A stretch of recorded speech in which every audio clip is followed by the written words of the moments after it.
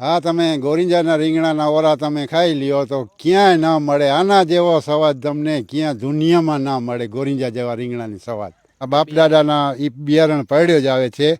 અમને ખબર નથી બાપદાદા ક્યાંથી લઈ આવ્યા અને ક્યાંથી નથી લીધું. અમારા ઘરે એમને પડ્યો ને એમને અમે રાખીએ.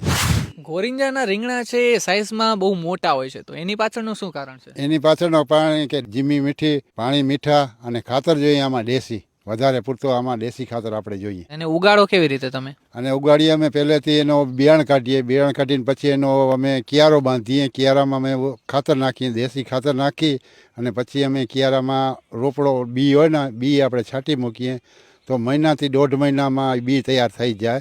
પછી ચોમાસો બેસે ને એટલે ચોમાસામાં અમે ચાંસ મારી અને એમાં છાણિયા ખાતર ભરી અને પાછો એમાં અમે વાવેતર આમાં રોપ કરી મૂકીએ એટલે રીંગણું ઉતારવા જેવો થઈ જાય. આ રોપ છે તમે બીજે ક્યાંથી લાવો કે પોતાની જાતે જ ઉગાડેલું? મોટો રીંગણું થઈ જાય, પાકી જાય એકદમ, તો એને ચીરી અને બી એનો કાઢી લઈએ. આ બાપદાદાના એ બિયારણ પડ્યો જ આવે છે.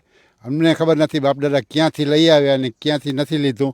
અમારા ઘરે એમને પડ્યો ને એમને અમે રાખીએ છીએ. આપણે સામાન્ય રીતે બજારમાં રીંગણા મળતા હોય ને આ ગોરિંજાના સ્પેશિયલ રીંગણા છે, તો બે વચ્ચે શું શું તફાવત હોય?